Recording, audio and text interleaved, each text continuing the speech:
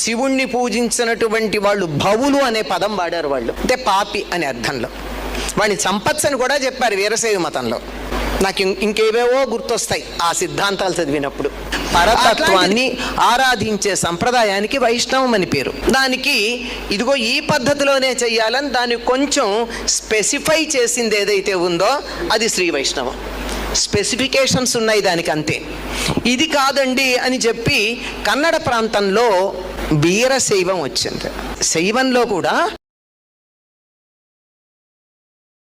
సమాజంలో ప్రముఖ ఆధ్యాత్మికవేత్తగాను అలాగే డాక్టర్ పదవిని పొందినటువంటి డాక్టర్ అనంతలక్ష్మి గారు రీసెంట్గా చేసినటువంటి వీరశైవ ధర్మము పైన వ్యాఖ్యలు చాలా అనుచితంగాను, వీరశైవ ధర్మము పట్ల సమాజంలో అసత్యాలను ప్రచారం చేసే విధంగాను ఉన్నవి. వాటిని మేము పూర్తిగా ఖండిస్తున్నాం. రోజు రోజుకు కులముల పేరిట, మతముల పేరిట, వర్ణముల పేరిట, వర్గముల పేరిట సమాజంలో ఐకమత్యం కొరవవుతున్న సందర్భంలో మీరు శైవం వేరు, వీరశైవం వేరు, వైష్ణవం వేరు, శ్రీ వైష్ణవం వేరు అంటూ చేసినటువంటి వ్యాఖ్యలు సమాజంలో ఐకమత్యాన్ని ఎంతవరకు పెంపొందిస్తాయి? ఎవరో శంకరాచార్యుల వారిని తక్కువ చేస్తూ మాట్లాడారు అని వారిని ఖండిస్తూ మీరు వేదిక పైన మాట్లాడినప్పుడు ఆ విషయం వరకు మాట్లాడితే సరిపోతుంది. అక్కడ అవసరం లేని, మీకు పరిపూర్ణ అవగాహన లేనట్టి వీరశైవ ధర్మము గురించి మీరు మాట్లాడటము, అలాగే వీరశైవ సనాతనత్వాన్ని, వీరశైవ ధర్మ సిద్ధాంతాలను కించపరిచే విధంగాను, సమాజంలోకి తప్పుగా ప్రచారం చేసే విధంగాను మీరు మాట్లాడారు.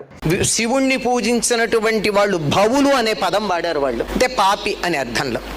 వాడిని చంపచ్చని కూడా చెప్పారు వీరశైవ మతంలో. నాకు ఇంకేవేవో గుర్తొస్తాయి ఆ సిద్ధాంతాలు చదివినప్పుడు. భవుల గురించి మాట్లాడారు. భవి అనగా పుట్టినటువంటిది లేదా పుట్టినటువంటి వారు అని. ఎవరైతే లింగ సంస్కారం లేకుండా ఉంటారో వారిని భవులు అని అంటారు. డాక్టరేట్ పొందిన మీకు భవి శబ్దానికి భావం తెలియదంటే మేము అంగీకరించం.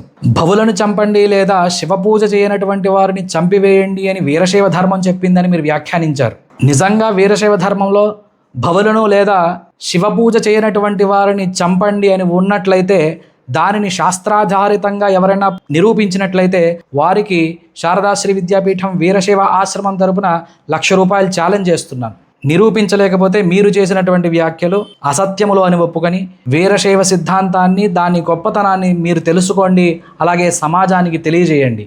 ఇక వీరశైవ ధర్మం ఏదో మొన్ననే వచ్చినట్లు, కేవలము కర్ణాటక ప్రాంతానికి మాత్రమే సంబంధించింది అన్నట్లుగా ప్రచారం చేసే ప్రయత్నం చేశారు. అసలు వీరశైవం అనేది సాక్షాత్తు పరమేశ్వరుడు తన అమృత వాక్కులతో తెలియజేసినటువంటి 28 ఆగమములలో ప్రతిపాదింపబడిన విశిష్ట సిద్ధాంతము శివధర్మము. మన ఆంధ్రప్రదేశ్లో గల శ్రీశైల మహాక్షేత్రం వీరశైవ పరంపరలోనే ఉన్నది. అలాగే ఉత్తరాఖండ్లో ఉన్నటువంటి కేదారనాథ క్షేత్రము వీరశైవ పరంపరలో కొనసాగుతూ ఉన్నది. మానవ జన్మ ఎత్తి ఎవరైతే శివుని యందు భక్తి కలిగి శివారాధన చేస్తూ ఉంటారో వారిని శైవులు అని అంటారు. అయితే వారిలో సాధన విధానాన్ని, సాధన తీవ్రతలను బట్టి 7 విధములైనటువంటి ముఖ్య శైవములుగా చెప్తారు. అవి ఆదిశైవము, అనాదిశైవము, అనుశైవము, మహాశైవము, యోగశైవము, జ్ఞానశైవము, వీరశైవము. వీటిలో అత్యంత గొప్పదిగా చెప్పుచున్నటువంటి వీరశైవమునకు అర్థము శాస్త్రములలో ఈ విధంగా చెప్పబడినది. యోహస్తపీఠే నిజమిష్టలింగం విన్యస్య తల్లీన మనఃప్రచారః బాహ్యక్రియా సంకుల నిస్పృహాత్మ సంపూజయత్యంగ సవీరశైవః. ఎవరైతే అచంచల భక్తితో తమ దేహము పైన లింగమును ధరించి నిత్యము శివపూజ చేస్తూ ఉంటారో వారు వీరశైవులు అవుతారు. మన స్మార్తులం అండి, శైవులం కాదు. గుర్తుపెట్టుకోండి, మనందరినీ శైవులు అని ముద్ర వేస్తున్నారు. మనం శైవులం కాదు, స్మార్తులం. అలాగే స్మార్తులు వేరు, శైవులు వేరు అని మీరు సమాజాన్ని విచ్ఛిన్నం చేసేలాగా కూడా మాట్లాడారు.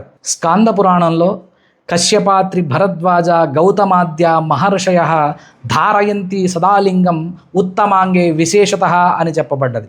కశ్యపుడు, అత్రి, గౌతముడు, భరద్వాజుడు మొదలగు ఋషులందరూ తమ ఉత్తమాంగములలో లింగమును ధరించి పూజించినటువంటి వారు అని, శైవ ధర్మానుయాయులు అని చెప్పబడ్డది. మీరు చెప్తున్నటువంటి స్మార్తులందరూ భరద్వాజ, కాశ్యప వంటి ఋషిగోత్రికులై ఉంటారు. మరి ఆ గోత్ర ఋషులు శైవులైనప్పుడు స్మార్తులు శైవులు కాకుండా ఎలా ఉంటారు? శివకేశవుల అభేదం అని చెప్తూనే సమాజంలో భేదాన్ని సృష్టించేవిలా ఉన్నవి మీ వ్యాఖ్యలు.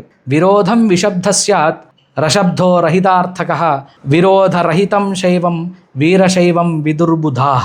వి అనగా విరోధము, రా అనగా రహితము. సమాజంలో ఏ సాంప్రదాయంతోనూ ఏ సిద్ధాంతంలోనూ ఏ కులమత వర్ణములతోనూ విరోధము లేకుండా ఉండు శైవులే వీరశైవులు అని శాస్త్రం చెప్తున్నది. విరోధరహితము అన్నాము కదా అని వీరశైవులు ధర్మానికి హాని కలిగినప్పుడు మాట్లాడకుండా ఉంటారు అనుకోకండి. సాక్షాత్ వీరభద్రుడే ఆది గోత్ర పురుషుడుగా ఉన్న వీరశైవులు ధర్మానికి ఎప్పుడూ హాని కలగనివ్వరు. ఇకనైనా మీ పెద్దరికాన్ని చిన్నబుచ్చేటటువంటి అసత్యములు, ధర్మానికి సమాజ ఔన్నత్యానికి హాని కలిగించేటటువంటి విధానంలో మీ ప్రవచనాలు ఉండకూడదు అని ఆ పరమేశ్వరుని ప్రార్థిస్తున్నాను. మేము చేయు సత్య సంకల్పములు అనేక వేల జీవరాశులలో పొంగిపొరలుగాక, మానవ ధర్మమునకు జయమగుగాక, ధర్మాచరణ వల్లనే విశ్వానికి శాంతి, సమదర్శనం వర్ధిల్లుగాక, స్వధర్మ రక్షణ వర్ధిల్లుగాక. వందే గురు పరంపర.